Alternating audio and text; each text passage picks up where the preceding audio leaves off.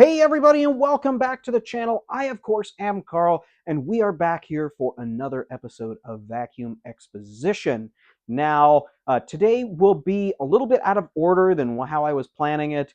I was going to show you a different machine, and then end the month, or at least end the last two Sundays of my Christmas series with a couple of runner-up machines that didn't make it under the tree this year, but I did run out of time a little bit to get one of the ones that was under the tree ready for video, and that's because of this reason actually right here. Hold on one moment. Well, everybody, this would be my reason for not being able to get a machine ready for video, and had to go with a different option.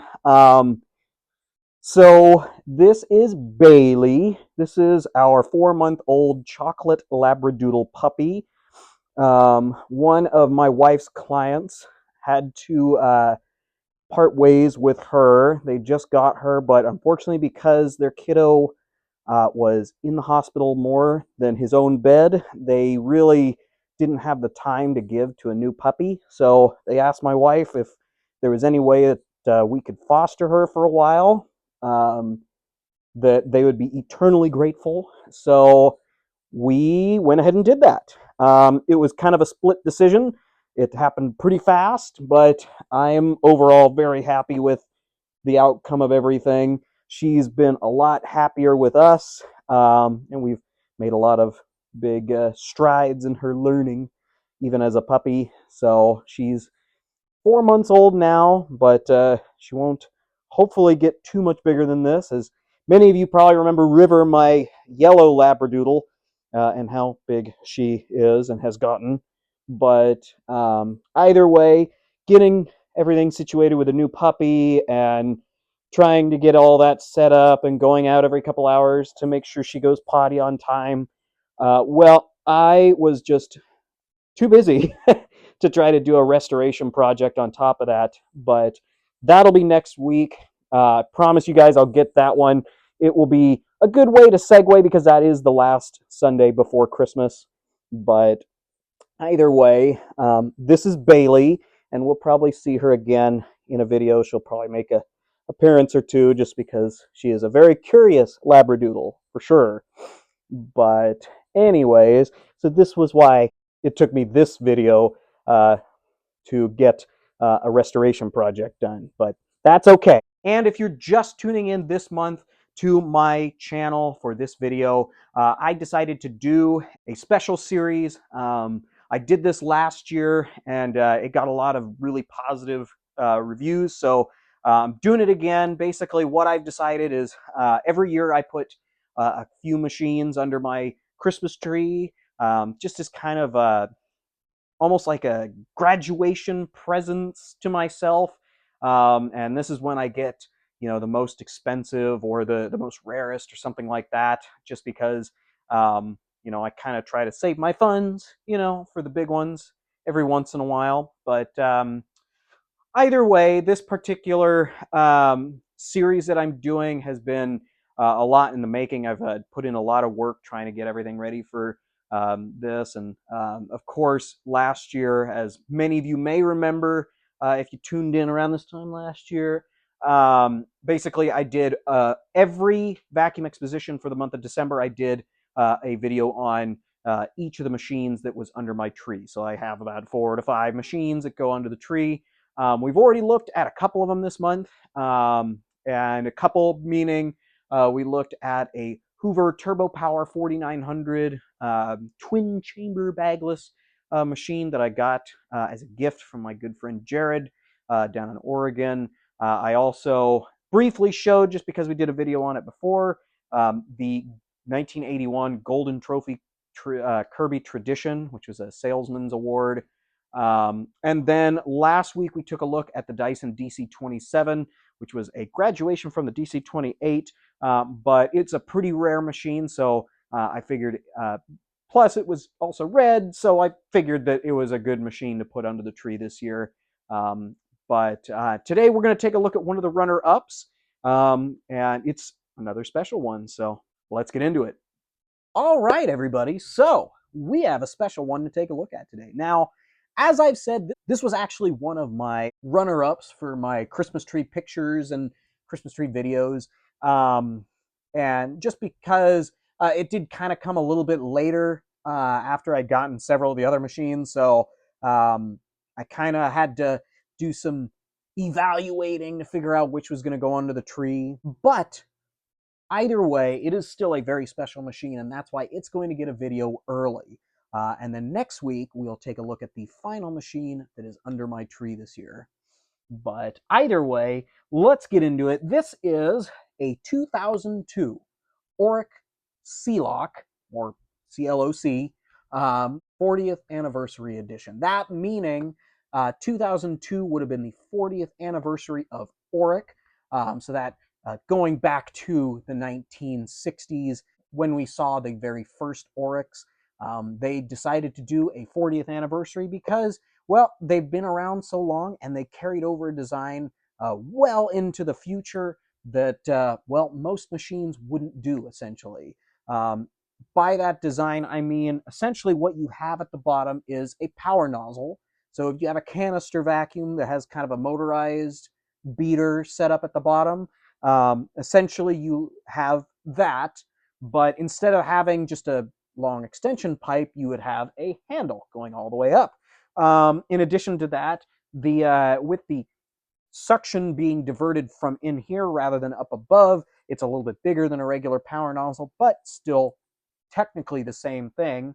Then what they would have had was the handle acting as kind of an extension wand as well up to the top of the bag, which there is another paper bag inside here. Now, the 40th anniversary edition, it was presented in a way that gave you more without giving you more, is the best way I can really put it. With Orecks, they kind of came standard with several different things. Of course, the bag in the front, it came with this type of setup. You had your handle with a switch up there in a lot of models, but you also had them located on the bottom. And in some cases, you had a headlight. That was pretty much the setup that Oreck went with for, I mean, 50 years before changing it with some other weird models that came out in the mid 2000s. But the XL2 or the C-Lock machines all had this general shape. You had a plastic down tube that would go up to the bag, and then an aluminum handle to the handle grip up at the top. Now, Orecks have always been known as being a lightweight machine, and of course, they are very, very famous for being such. The founder, David Oreck, was very, very, very firm when presenting, and of course, he was the face of the company until he died quite recently, actually, within the last couple of years. But of course, why he had his name on the product. But and he famously said that he wouldn't put his name on it if he didn't trust the product. Now, of course, I'm sure a lot of you remember he was, I mean, he had been an elderly gentleman for quite some time. I mean, well into when I was a kid, even. He was an older, balding man, just like myself.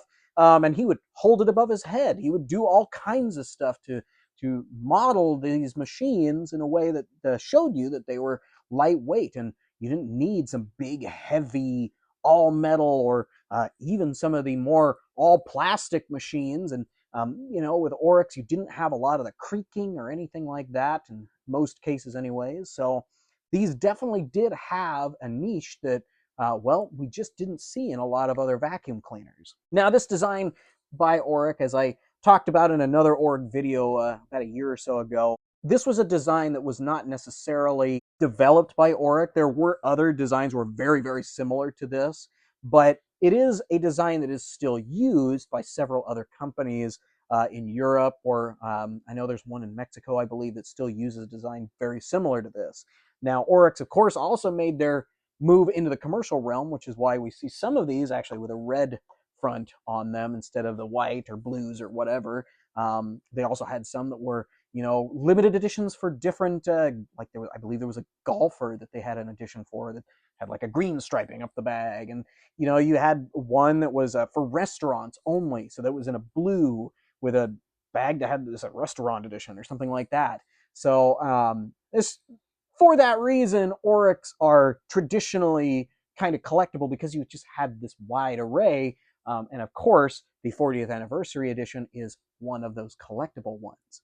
Now, getting back to my point of Oreck advertising more than the machine actually had. Now, one big feature that they had in the ad for this was the headlight. And I'll show the ad for it right here, actually. So one thing that if you noticed in there, they wanted to give you this sense that the headlight was in some way like a dirt searcher or something like that, because it's blue and not white, which I'm not quite sure where they kind of developed that or if they stole that from like Hoover or Eureka or anybody like that, because I know they had dirt sensors on their machines around this time. But this is just a blue lens. When you turn the machine on, you'll see it when we do our run demo. It literally is just a blue lens over the headlights. Even when you're plugging in and using it on the ground, you can barely tell that it's blue to begin with. So I wouldn't necessarily say that that is a improvement as much as maybe just a change in the machine itself. But either way, it's still interesting because it has a blue lens on the front. If it had a white lens, it'd just blend in with the rest of it and it'd just kind of be eh. But they did want to make sure that their 40th anniversary was a little bit nicer. Of course, they also decided, and you can't really tell in the ad, which is kind of sad because maybe that affected sales. I'm not sure, but in the ad you can't tell. But the bag, as well as the lettering, as well as even the Oreck emblem at the bottom, all were gold. And you know me and gold. I love gold machines, and have thus acquired many of them. But whenever you hear of an anniversary edition, it's probably going to have some gold in it somewhere, or silver, something, something to commemorate it. The gold and diamond anniversaries. Electrolux had several of them. Kirby had some of them.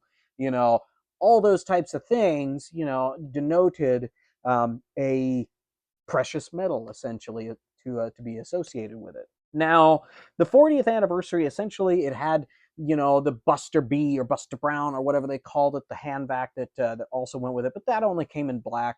And to have one that matched it, it was just white. So it's not, they didn't really carry it over to the hand vac that you would have been able to get with this. So that was kind of a bummer. But either way, it is really cool to be able to see a machine like this that has that history tied behind it. I remember when I was going thrift shopping with my good friend Jared, who gave me this, and we found another one. I didn't know he had one at the time, but we found another one, and I told him, listen, like, I know anniversary editions, I know they're rare, and for that reason, we ended up bringing it back to his place with us. But either way, these machines, even if they are very common, even if you can find them no problem on eBay, or say they pop up on OfferUp, Marketplace, any of those online shopping type sites, they still have that history with them, regardless of how many were made or how many weren't made. So anniversary editions still have the history, which is what I like. I could have one of a million machines out there, but totally happy and totally not going to get rid of it because of the history. So that's why I wanted to consider it for the tree pick. I know it's not the rarest of the anniversary style machines, but hey, they're not all going to be very rare. Sometimes they mass produce their anniversary editions. I know Hoover did with several of their convertibles, so this is just kind of like the same way. Now, the other cool thing, and you'll probably see it in the run demo, is when this thing has power, it almost has like a pilot light on it that senses, or not senses, but it tells you that it has power. So when I plug it in, the power switch will actually glow red, and then, of course, show that it is plugged in. So say you had your vacuum and for some reason you keep it plugged in at all times, well, then it shows that it's still plugged in, I guess. But I don't know. I don't do that, and so I don't know why you would want that. But either way, it is an interesting feature all the same. Kind of wish it was blue to kind of go with the headlight, kind of blue lens, blue switch, but whatever. it's whatever they're gonna do. So, but anyways, let's get on to our run demo and see how this thing does. All right, everybody, we've got the 2002 Oreck XL2 40th anniversary edition all set up and plugged in and ready to go. So let's see how it does on the floor.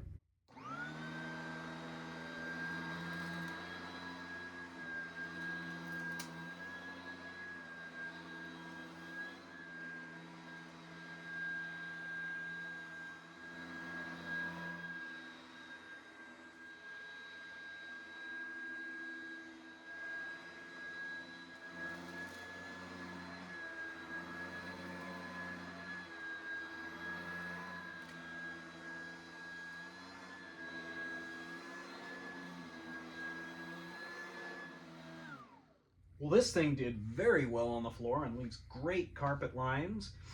Really, really grooms well, so I'm really impressed with the way these Orecks perform. So I hope you all enjoyed our little run demo.